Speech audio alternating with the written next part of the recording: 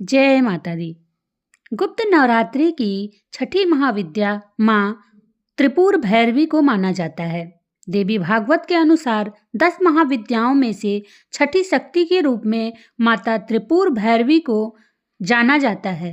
धार्मिक ग्रंथों के अनुसार त्रिपुर का अर्थ त्रिलोक यानी तीनों लोकों से संबंधित माना गया है तथा भैरवी का संबंध काल भैरव से है, जो कि त्रिलोक में भय और पाप के विनाश हेतु देवी त्रिपुर भैरवी स्थापित हैं। अतः उनकी जयंती पर लोग देवी काली और माँ त्रिपुर सुंदरी का पूजन अर्चन करके उनके सफलता तथा अच्छे जीवन का वरदान प्राप्त कर सकते हैं। देवी त्रिपुर भैरवी के प्रकट उत्सव के दिन ओम ऐं ह्रीं श्रीं त्रिपुर सुंदरियाय नमः मंत्र का जाप करने से जीवन खुशहाल होता है। नमस्कार दोस्तों, आप सभी का बहुत बहुत स्वागत है हमारे YouTube चैनल गौरी कथा हब में। अगर आपको वीडियो पसंद आए तो प्लीज़ लाइक, कमेंट, शेयर और चैनल को सब्सक्राइब करना ना भूलें। प्रसिद्ध वैष्णव ग्रंथ नारद पंच रात्र में माता का वर्णन मिलता है। उसकी इस कथा के अनुसार एक समय देवी काली ने अपने मूल रूप में वापस आने का फैसला किया और वे गायब हो गईं। और जब भगवान शिव जी उसे नहीं ढूंढ पाए तो शिव जी ने नारद जी से देवी काली को ढूंढने को कहा। तब नारद ने उन्हें देवी का बोध करवा कर कहते हैं कि देवी काली सुमेरु के उत्तर में पाई जा सकती हैं। और भगवान शिव ने देवी के पास विवाह का प्रस्ताव लेकर नारद जी को भेजा।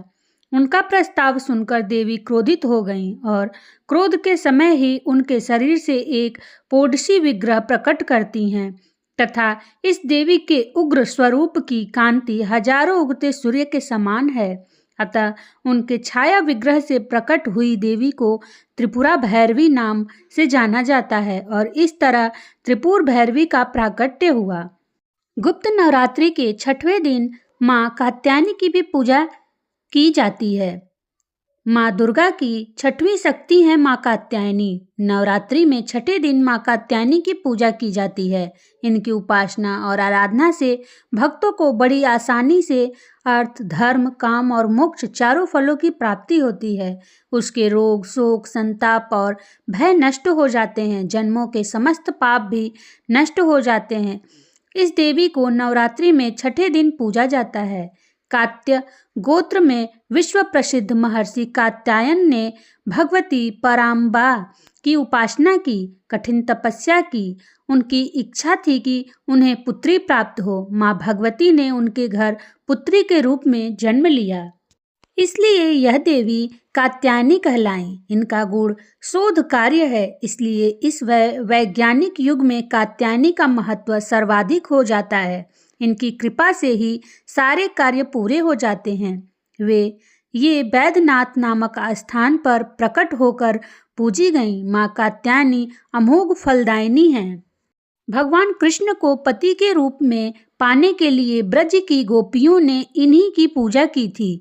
यह पूजा कालिंदी यमुना के तट पर की गई थी, इसलिए ये ब्रजमंडल की अधिष्ठात्री देवी के रूप में प्रतिष्ठित हैं।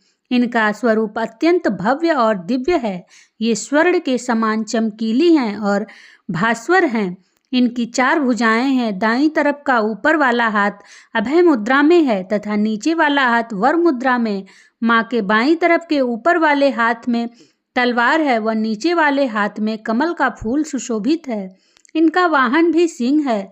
इनकी उपासना और आराधना से भक्तों को बड़ी आसानी से अर्थ, धर्म, काम और मोक्ष की चारों फलों की प्राप्ति होती है। भक्तों के रोग, शोक, संताप और भय नष्ट हो जाते हैं। जन्मों के समस्त पाप भी नष्ट हो जाते हैं। इसलिए कहा जाता है कि इस देवी की उपासना करने से परम पद की प्राप्ति होती है। जय माता दी। अगर आपको वीडियो पसंद आई हो तो चैनल को सब्सक्राइब करना ना भूलें।